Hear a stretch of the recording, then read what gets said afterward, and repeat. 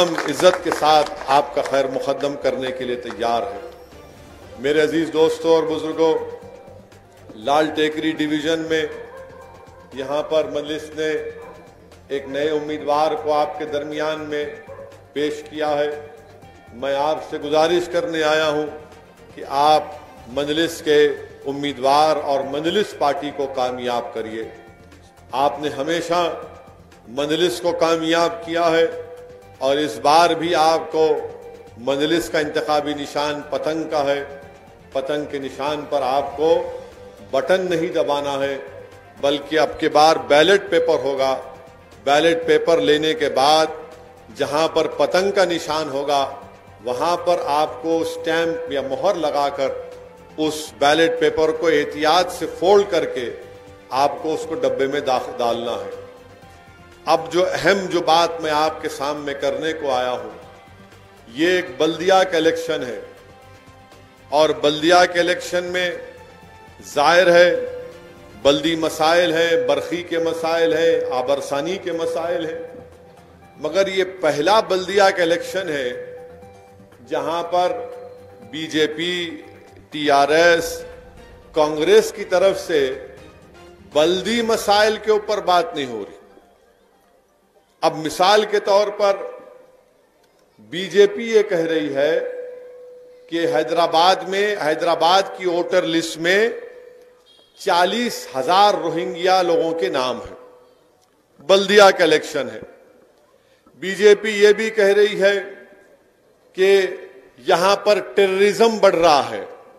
बल्दिया का इलेक्शन है और साथ ही साथ अब तो मरकजी वजीर इत्तलात, इंफॉर्मेशन एंड ब्रॉडकास्टिंग मिनिस्टर जनाब प्रकाश जावड़ेकर भी पैराशूट से उतर चुके हैं हैदराबाद में, और उन्होंने भी कह दिया कि कांग्रेस को वोट दिए तो मजलिस को फायदा, टीआरएस को वोट दिए तो ओवैसी को फायदा। ये इनका। अब कांग्रेस पार्टी क्या बोलती है, इन्हू बी टीम है, इलेक्शन बल्दिया का है, इन्हू बी टीम है, इन्हू वोट काटते।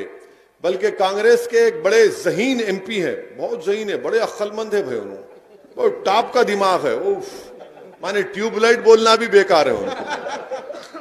तो उन्होंने एक प्रेस कॉन्फ्रेंस में ये बोले कि पिछले साल नवंबर दिसंबर में असदुद्दीन ओवैसी राजभवन में जब president of India Ramnath Kovind आए थे तो गवर्नर साहिबा ने पूरे पार्टी एमपीओ को बुलाया, भाई प्रेसिडेंट आ रहे हैं, आप भी, हम भी गए, सदर जमहूरिया है, जाना है। तो वहां पर उन्होंने एक वीडियो दिखाई कि पूरे राजभवन में 100 लोग बैठे हुए हैं। असदुद्दीन ओवैसी बीजेपी के जो मरकजी वजीर है, होम मिनिस्टर, सिकंदराबाद के एमपी भी हैं, उनसे अलग में खुश कुछ बात कर रहे, वहां साजिश कर लिए। मैं बोला क्या दिमाग है रे प्यारे तेरा, माने राजभवन में सबके सामने मैं साजिश कर रहा हूं। मेरे को वही जगह मिली, दूसरी जगह नहीं मिलती। मैं आता था कहीं भी नहीं। अच्छा, फिर टीआरएस के लोग बोल रहे, इनके एक पावर मिनिस्टर है, क्या नाम उनका, जगदीश्वर रेड्डी गारू।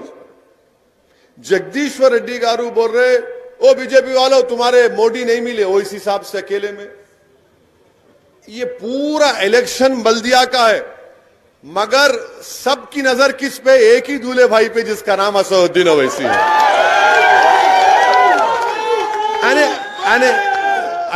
अजीब बात है।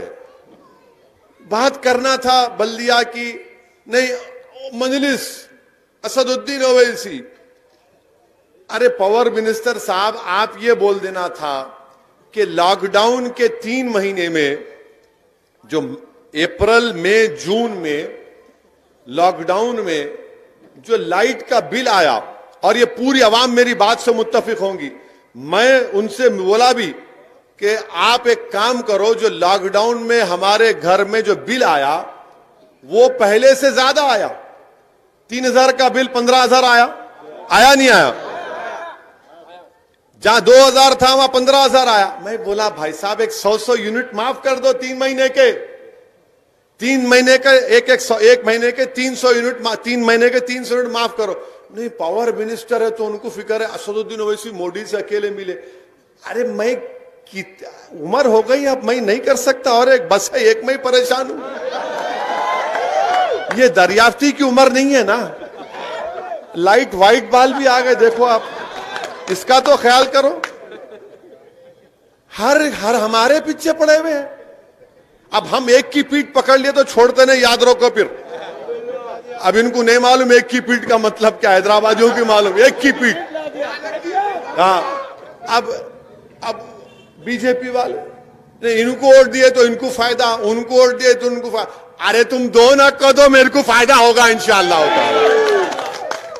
इनको वोट दिया। अरे बीजेपी वालों, ये बताओ आप, 2019 से लेकर 2020 नवंबर तक आपकी हुकूमत ने तेलंगाना और हैदराबाद की तरक्की के लिए मिनिस्ट्री ऑफ अर्बन अफेयर्स के तहत आपने हैदराबाद की तरक्की के लिए कितना पैसा दिया? हैदराबाद में सैलाब आया था, बहुत सी जगहों पर सैलाब आया, बारिश आई, कई लोगों के हजारों की तादाद में घर का सामान खराब हुआ, बर्बाद हुआ, लोगों की जानें गई। मरकजी टीम आई, कब आई? जब पानी पूरा उतर गया था। खैर आए, हाफिज बाबा नगर के पास मैं उस टीम को रोककर, मैं उस टीम के ऑफिसरों को बुला के, जरा रोकिए गाड़ी। अरे हम जाना है, मतलब नहीं जा सकते, ठहरो जरा, उतरो, बात करना है दूल्हे भाई से, उतरो जरा। तो खैर उन्होंने बड़ी मुश्किल से, क्या है बोले।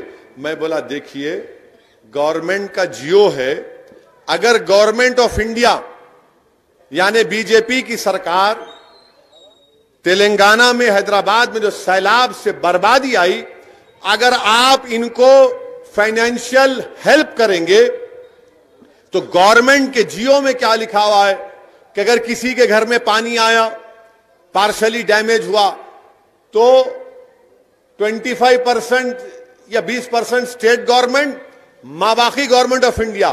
तो अब ये 10,000 रुपये जो मिले आपको, उसमें एक एक घर को कम से कम 80,000 से 1 लाख मिलना था, तो बीजेपी वाले नहीं दिए। अगर बीजेपी पैसे दे देती तो जो गरीबों का नुकसान हुआ, जो 10,000 उनको मिले, उनको एक एक को 80,000, 1 लाख मिलते। अब जब हम ये बात कर रहे तो उन्होंने बोल रहे नहीं, दूल्हे भाई का जिक्र करेंगे, 80,000 की बात मत करो। अरे आप पैसे दे देते तो गरीबों का फायदा होता, नहीं उनको वोट दिए तो ऐसा। अरे भाई, रोहिंग्या अगर हैदराबाद में है तो फिर अमित शाह क्या कर रहे, होम मिनिस्ट्री क्या कर रही, इंटेलिजेंस ब्यूरो क्या कर रहा? निकालो उनको, हम क्या रोक रहे हैं उनको? हमारे को क्या करना है? नहीं वोटर, अच्छा वोटर लिस्ट में तो बताओ, वोटर लिस्ट चलो निकालो, एक 100 नाम दिखाओ हमारे को इलेक्शन होने तक। मैं चैलेंज कर रहा हूं, 100 नाम दिखाओ तुम, चलो। वो भी नहीं दिखाते। अच्छा वोटर लिस्ट मैं दारुसलाम में बैठ के बनाता हूं। अब बोलो, दिमाग देखो प्यारों का, क्यों ट्यूबलाइट भी बोलना बेकार है लोगों को, थम्स अप भी नहीं बोल सकते उनको।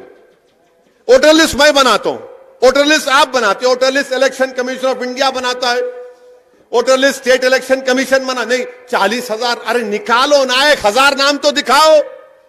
मगर मकसद क्या है कि यहां पर हिंदुओं और मुसलमानों में नफरत पैदा हो जाना, और यह डर पैदा, रोहिंग्या अगर कहां है? हां रोहिंग्या है, उनको government of India, United nation मिलकर एक कार्ड दिए, कार्ड, वो कार्ड पे उनका आपका रिकॉर्ड है, कोई एक गलती करता पकड़ो को रोक रहे आपको।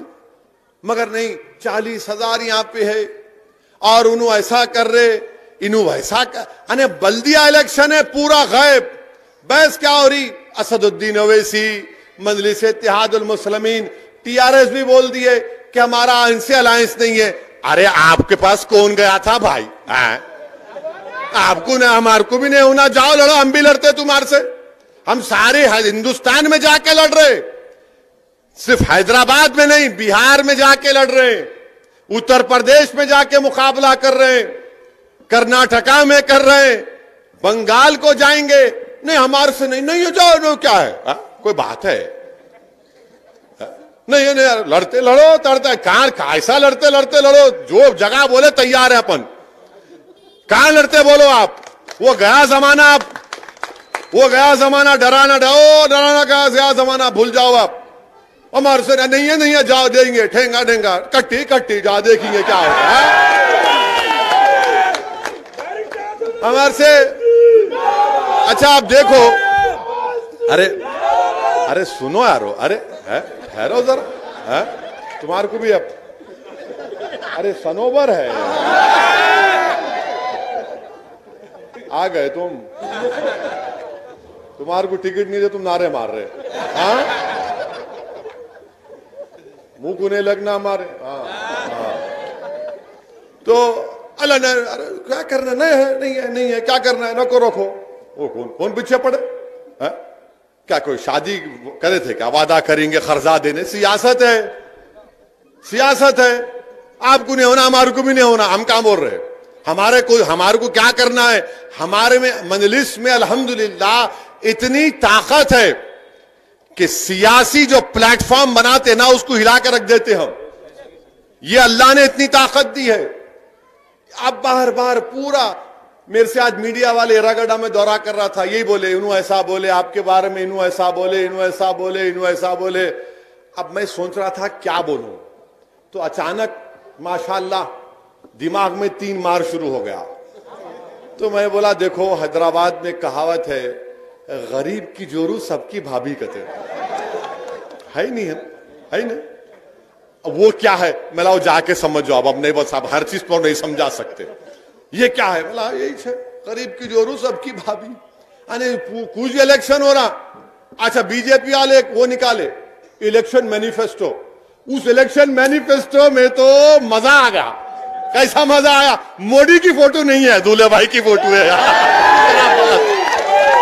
अब बताओ आप, हैदराबाद के 150 सीट है, मगर फोटो किसकी असउद्दीन ओवैसी की, और वो भी कैसी, टोपी पहन के दाढ़ी की फोटो। आ गए नहीं आ गए बोलो आप देखो, आप ये मजलिस की ताकत है। अने इनको हमारी फोटो लगाना पड़ रहा, मोदी की फोटो पे वोट नहीं मांग रहे बीजेपी वाले, ओवैसी की फोटो दिखा रहे। अरे भाई साहब, इतनी बड़ी तादाद में हमारे हिंदू भाई, दलित भाई, ओबीसी से ताल्लुक रखने वाले मजलिस में शामिल हो रहे, आप ये समझ रहे ओवैसी की फोटो दिखाएंगे तो नहीं बोलता, अब वाह क्या हैंडसम है रे, बोलते ना, हर आदमी अपने आप को हैंडसम बोलता, मैं भी बोल सकता हूँ। तो मेरी अम्मा है, फिर घर में हमारे और एक है, उन्हें बोलेंगे तुम क्यों नहीं बोले, तो बोलना पड़ता, मगर देख के बोलेंगे अरे वाह इन्हें अच्छा ही दिख रहा है, इन्हें गुड लुकिंग, नॉट बैड, और हो सकता है कि फोटो पे भी वोट मिल जाए इंशाअल्लाह होता है। तो ये इलेक्शन को एक तमाशा बना के रख दिए, एक तमाशा बना के रख दिए, ये नहीं वो नहीं। अरे बल्दिया का इलेक्शन है, मगर बल्दिया के इलेक्शन में तमाम मुद्दे, हाँ लाल टेकरी वार्ड में काम हुए हैं, कामों की फेरिस्त है, यकीनन काम होना है, तकालीफ भी हुई, और तकालीफ दोबारा आपको नहीं होंगी, मैं आपसे वादा कर रहा हूं इंशाअल्लाह ताला वो तकालीफ नहीं होंगी। जो तकालीफ हुई मुझे पूरी इंफॉर्मेशन है उसकी, और इंशाअल्लाह ताला वो तकालीफ आपको नहीं होने देंगे। और इंशाअल्लाह ताला हम आपके सामने एक बेहतरीन उम्मीदवार को लाए हैं। मेरी आपसे गुजारिश है कि आप अपना एक एक वोट का सही इस्तेमाल करिए, वोट को जाये होने से बचाइए। और ये बल्दिया का इलेक्शन इसलिए इंपॉर्टेंट है, ये सिर्फ लाइट मोरी नल का नहीं है, यकीनन ये रुकने बल्दिया की जिम्मेदारी है, मगर वोट हासिल करने का मकसद इलेक्शन जीतना भी है, मगर वोट हासिल करने का एक मकसद यह भी है कि यकजहती पैदा हो, ब्रदरहुड जिसको अंग्रेजी में कहते, ब्रदरहुड पैदा हो। और इसकी मिसाल क्या है कि मजलिस पर इल्जाम लगाते कि मजलिस फिरका परस्त पार्टी है, कम्युनल पार्टी है। जो मजलिस पर इल्जाम लगा रहे, मैं उनसे पूछ रहा हूं, बताओ 6 साल से जब से तेलंगाना बना, अल्हम्दुलिल्लाह शहर हैदराबाद में कोई कम्युनल राइट नहीं हुआ, कोई गड़बड़ नहीं हुई। क्या इसका क्रेडिट थोड़ा तो कुंचम मजलिस को नहीं देंगे यार? थोड़ा तो दो, हम तो है ना। और मैं आपको याद दिला रहा हूं, मैं आपको याद दिला रहा हूं, अपनी अना की तस्कीन के लिए नहीं कह रहा हूं। 2008 में जब मरहूम कायद सालार मिल्लत का इंतकाल हुआ था, इसी चिंतल बस्ती में हिंदू और मुसलमानों में झगड़ा हुआ था रात में। 2008 आज से 12 साल पहले मैं अपने वालिद की तदफीन के बाद अपने घर में बैठा हुआ था। रमजान का महीना था, शायद चांद रात थी। उस वक्त कुछ टेंशन हो गया था चिंतल बस्ती में, तो मेरे को फोन आया।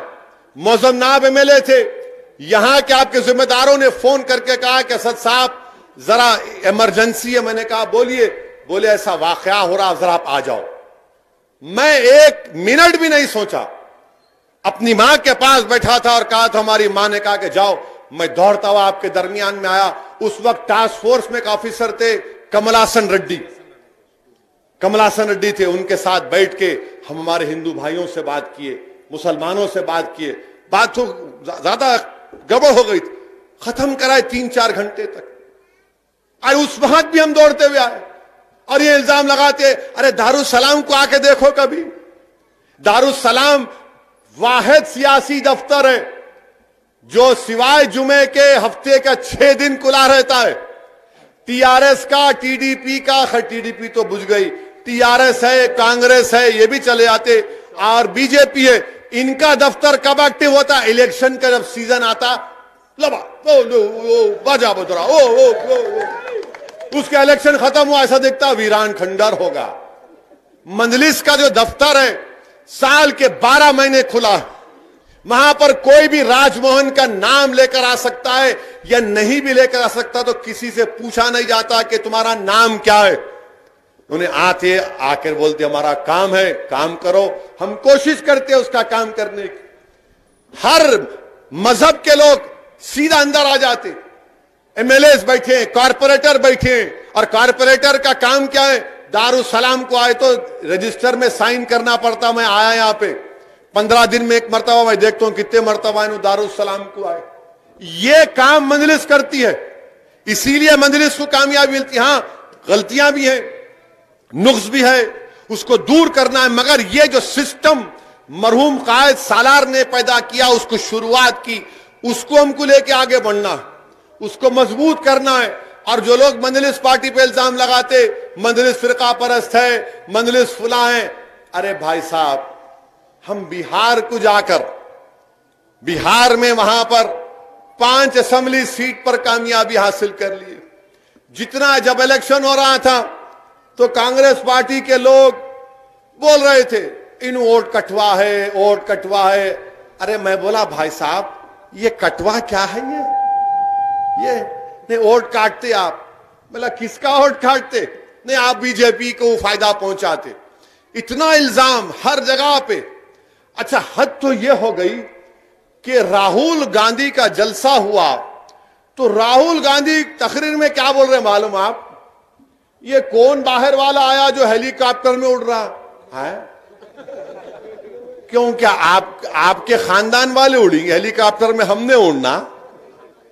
अरे उड़ते बाबा, बहुत उड़ेंगे इंशाअल्लाह ताला, तुम्हारे सामने उड़ेंगे। मैं उन्हों कैसा उतर रहे, उन्हों कैसा उड़ रहे। ये इनका मिजाज है कि कौन है लोग जो हमारे सामने खड़े हो रहे हैं, कौन है लोग जो हमको हमारी आंखों में आंखें डालकर मजलूम अवाम की आवाज बनकर उनके हक का मुतालबा कर रहे हैं। इनको ये पसंद नहीं है, इनको उड़ने वाला पसंद नहीं है, इनको दौड़ने वाला पसंद नहीं है। ये कैसा? मेरे को एक कांग्रेसी बोले, रे क्यों आया हैदराबाद से बिहार? मला क्यों, आपकी अम्मा के जहेज में आया क्या? बोले ये क्या जबान है? मेला जबान ऐसी होती, जबान ऐसी होंगी, जवाब भी ऐसी होगा। तुम सवाल करेंगे तो सवाल का जवाब एंड 3 टाइम मिलेगा आपको। अरे आप बताओ, हम 5 साल पहले गए, 5 सीट लड़े, 4 पे जमानत जब्त, 1 पे जमानत बचाए। 5 साल मेहनत किए, खूब मेहनत किए। साल में 2 मरतबा मैं जाता था बिहार को, वहां पर काम किए। आज बिहार की सीमांचल जो बिहार का इलाका है, पूरे हिंदुस्तान का सबसे बैकवर्ड एरिया, सबसे बैकवर्ड एरिया। अगर आप वहां जाएंगे, बास गांव में बच्चों के जिस्म पर कपड़े नहीं दिखेंगे आपको। 2020 इंडिया में हम रह रहे हैं। भारत को आजाद होकर 70 साल हो चुके हैं और बच्चों के जिस्म पर कपड़ा नहीं है, बच्चों के जिस्म पर कपड़ा नहीं है। हमारे पास बारिश आई, एक उसमें कई घरों में लोगों का नुकसान हुआ। आपको मालूम, हर साल सीमांचल के इलाकों में बारिश आती, 2-2 महीने लोग अपने घर को छोड़ के दूसरी जगह रहे थे। 2-2 महीने। यही चीज को महसूस किया। मैं गया था वहां पर, मैं गया क्या 5 साल पहले जाकर मैंने कहा कि इसके लड़ाई लड़ेंगे हम, तो मेरे जुमले पर लोग हंसते थे। आप हैदराबाद से आके सीमांचल जिंदाबाद बात कर रहे। मैंने कहा बाबू आप नहीं जानते, मंजलिस की जो शुरुआत हुई थी, मैं नौजवानों को बताना चाह रहा हूं कि जिसको अंग्रेजी में कहते ना कि हम्बल बिगिनिंग्स, शाइस्ता शुरुआत थी, छोटी शुरुआत थी। मंजलिस बिल्कुल हम्बल बिगिनिंग से शुरू हुई थी और म्युनिसिपल इलेक्शन ही था। मेरे ख्याल से 1960 का म्युनिसिपल इलेक्शन था जब मंजलिस पार्टी की 18 या 24 कॉर्पोरेटर जीते, जिसमें से 5 नॉन मुस्लिम थे 1960 में। क्या उस वक्त भी हम फिरका परस्त थे? ये इनका मिजाज है कांग्रेस का, बीजेपी का, बड़ी बड़ी पार्टियों का, कि जो इनके खिलाफ खड़ा होता है इन्हें फिरका परस्त है। आप क्या ठेका लेके बैठे हुए हैं? आज आप देखें, बीजेपी लिस्ट रिलीज करती, कांग्रेस रिलीज करती कैंडिडेट की, टीआरएस रिलीज करती, नाम के बाजू लिखते इनका कास्ट लिखते। क्यों लिखते भाई कास्ट? आप कास्ट लिखेंगे और हम फिरका परस्त। यही इनकी हिपोक्रेसी है। तो मैं आपको बता रहा था कि मंजलिस का सियासी शुरुआत म्युनिसिपल इलेक्शन से हुई थी 1960 में। 18 या 24 का फिगर याद नहीं है, उसमें से 5 नॉन मुस्लिम थे। तो रातों रात कांग्रेस पार्टी ने क्या किया, मंजलिस बड़ी पार्टी बन गई, मेयर ने बनना, तो हैदराबाद सिकंदराबाद को मिला दी। हैदराबाद की बल्दिया अलग थी, सिकंदराबाद की अलग थी। रातों रात हैदराबाद और सिकंदराबाद की बल्दिया को मिला दिए। तो उस वक्त से हम इनका मुकाबला करते आ रहे हैं। अब तो खैर कांग्रेस पार्टी के क्या रहे हैं, क्या बोलना भाई। कांग्रेस पार्टी, आप अंदाजा लगाओ कि बिहार में 70 असेंबली सीट लड़े, कितने? 70 में इन्होंने सिर्फ 19 जीते, बचे कितने? 51 में बीजेपी कितने जीती मालूम आप? मंजलिस 2 जीती, तो 49। अब 49 में 36 बीजेपी जीती। उसका जिक्र नहीं करेंगे ना, वो ऐसी जाके काट दिए। अरे क्या है बाबा, मैं क्या छोटा बच्चा हूं तुम्हारे? स्कूल में कभी मैं भी स्कूल में गया था, तो बच्चे लड़ते ना स्कूल में, एक बच्चा जरा थोड़ा तगड़ा रहता, चॉकलेट ले खा लेता, मम्मी मेरा चॉकलेट ले लिए, वैसा रो रहे नु। 36 सीट्स पे 36 सीट पर बीजेपी जीत गई। आप उसकी बात नहीं करेंगे। मैं भी क्या किया, जैसा इलेक्शन का नतीजा है, नेक्स्ट डे बैठा मैं, हमारे काबिल दोस्त हैं, मैंने कहा भाई जरा डेटा बनाओ। उन्होंने पूरा एक्सेल शीट पे बना के दिए। मला रख देंगे जरा आमुख्ता सामने, इनके आईना दिखाते कि खामोश, और टीवी पे इनके स्पोक्स पर्सन हमारे मुंह को लगे। मैं बैठा खामोश, मैं बोला भाई अब अल्लाह का करम है जीत गए। खामखा हमारे को छेड़खानी करे, खुजाली बोलते रहा बोलना नहीं, वैसा नहीं, तुम ना हमेशा नॉनवेज सोचते। नो खुजालिए। अब खुजाते कि मला लोग काचकोरी की फल्ली डाल दिया। अब उसके बाद उसके बाद फोन करे, अरे क्या भैया ऐसा खींच दिए, मला पतंग निशाने शादी में से खींचते, तैयार हो जाओ। तो ये इनका एक मिजाज बना हुआ है कि इनको कुछ नहीं बोलना। अच्छा, कांग्रेस पार्टी भी अजीब पार्टी, 70 सीट लड़े। राहुल गांधी कितने जलसे करे मालूम आप? कितने करे बोलो? पूरे बिहार में 70 कैंडिडेट लड़े, कितने जलसे किए शहजादे मालूम आपको? ओनली 3। मैं 15 दिन बिहार में था, 20 कैंडिडेट के लिए 65 पब्लिक मीटिंग किया मैं। अल्लाह का करम है, अल्लाह आवाज भी सही रखा, कोरोना से भी अल्लाह बचा के रखे और पूरा सेहतमंद वापिस आए। 20 कैंडिडेट के लिए 65 जलसे किया मैं। और यहां आप बाबदौलत 70 सीट लेके खाली 3 जलसे करके समझ रहे हाथ हिलाए तो पब्लिक आ जाती। वो गया जमाना हाथ हिलाने का, खानदान पानदान सब गए। अब पब्लिक ये बोल रही हमारे दरमियान में कौन काम करता है, हम उसका साथ देंगे। अब ये इलेक्शन इंपॉर्टेंट इसलिए भी है, मंजलिस को वोट देना इसलिए भी इंपॉर्टेंट है, जरूरी है कि पूरे मुल्क में 200 म्युनिसिपल कॉरपोरेशन है। कितने हैं? 200। सोनोबर कितने हैं? 200। 200 बोलो। हाँ, 200 म्युनिसिपल खामोश है अभी, माशाल्लाह। 200 म्युनिसिपल कॉरपोरेशन है पूरे कंट्री में। 200 म्युनिसिपल कॉरपोरेशन में एक ही म्युनिसिपल कॉरपोरेशन था जिसने CAA NPR NRC के खिलाफ रेजोल्यूशन पास किया। मैं माजिद हुसैन को बोला, जाओ बल्दिया में जाके CAA NPR NRC पर रेजोल्यूशन पास करो। तो पूरे मुल्क में सबसे पहले अगर कहीं पर हुआ तो ग्रेटर हैदराबाद म्युनिसिपल कॉरपोरेशन में मजलिस की नुमाइंदगी पर CAA NPR NRC के ऊपर रेजोल्यूशन पास हुआ। उसके बाद मालेगांव में हुआ। अब वो भी तकलीफ है बीजेपी वालों को, ये क्या कर दिए इन्होंने, कहां से आता दिमाग में? अरे दिमाग में बहुत से चीजें हैं, तुम समझ नहीं रहे हमारे को। हमने रेजोल्यूशन पास किया, क्यों पास किया?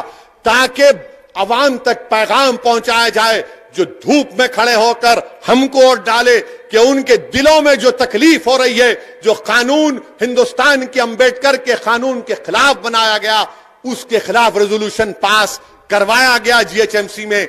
यह मजलिस का काम है। इसीलिए मेरे भाई, वोट सिर्फ लेना नहीं है, कॉरपोरेटर बनना सिर्फ मकसद नहीं है, बल्कि यकजहती को कायम करना, ब्रदरहुड को कायम करना। और जब बातिल ताकतों के तूफान तुम्हारे घर पर आकर दस्तक देंगे तो उस वक्त मजलिस इत्तेहादुल मुस्लिमीन की तारीख गवाह है कि हमने बातिल ताकतों के तूफानों को अपनी सियासी ताकत और तुम्हारे इत्तेहाद की कुव्वत पर उन तूफानों का खात्मा किया जमहूरी तरीके से। यह मकसद है।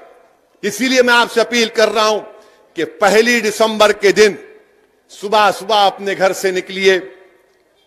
मैं नौजवानों से खास तौर से अपील कर रहा हूं कि मोटरसाइकिल निकाल के जरा देखता हूं अब स्कूल में क्या हो रहा, मासाब टैंक में क्या हो रहा, बैठ एक काट मार के दे।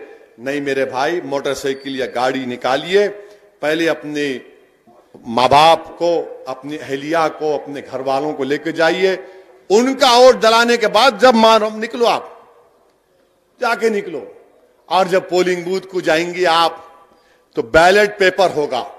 बैलेट पेपर में आप जहां पे पतंग दिखेगा, मोर उठाइए, ठपाटप ठपाटप ठपाटप ठपाटप ठपाटप ठपाटप मार के, और ऐसा मारना है कि शादी में से डाल के खींच साफ पूरा मैदान। अब आपसे नौजवानों से भी गुजारिश है, जरा मेरे भड़काओ भाषण को जरा उस पे डालो, किस पे? व्हाट्सएप पे। वो फेसबुक फसाद बुक है, फेसबुक नहीं है वो, फसाद बुक उसका नाम। फिर उसके बाद आपका ट्विटर, स्नैपचैट भी है। अरे क्या क्या नाम बोले अब्बा, क्या बोला देखो जरा। हाँ वही इंस्टाग्राम। हाँ तुम है इंस्टाग्राम पे? हाँ अम्मा, देखना पड़ेगा क्या क्या कारनामे कर रहे तुम। हाँ बहुत तेज है भाई। तो बहरहाल ये में मकसद क्या है कि अपना पैगाम पहुंचे। आप वो कर सकते, हमारी मदद कर सकते, सबसे अपील करिए। और ये पूरे आपके इस मोहल्ले में, इस रिकॉर्ड में एक एक हमारे बुजुर्गों से, हमारी इज्जतदार माँ और बहनों से मेरी पुरजोर अपील है, गुजारिश है कि आप अपना वोट इस्तेमाल करिए, पतंग के निशान पर अपनी पार्टी को कामयाब करिए। हमको अपने शहर को बचाना है, अपने शहर के अमन को और मजबूत करना है। ये आपका हैदराबाद है, ये मेरा हैदराबाद है, ये हम सब का हैदराबाद है, ये हमारी पहचान है, ये हमारा एक कल्चरल का सिंबल है ये। और सही मानों में अगर पूरे मुल्क में अगर कहीं गंगा जमुनी तहजीब या मुल्क की डाइवर्सिटी, मुल्क का प्लुरलिज्म कहीं पर दिखता है तो सरजमीन हैदराबाद पर नजर आता है। इसीलिए आप तमाम से मेरी गुजारिश है कि अपना एक एक वोट का इस्तेमाल करिए, मजलिस पार्टी को कामयाब करिए। यह समझिए कि आप कैंडिडेट हैं, आपको अपने आप को कामयाब करना है, अपनी पार्टी को कामयाब करिए। यही चंद गुजारिशात मुझे आप तक कहना था। मुझे एक और मीटिंग में जाना है, इसलिए आपसे रुखसत होता हूं। वाखिर दामन अल्हम्दुलिल्लाह रब्बिल आलमीन। अस्सलाम वालेकुम। सदर मोहतरम के खिताब के बाद आज का ये इंतखाबी जलसा इख्तिताम की मंजिल पर पहुंचा।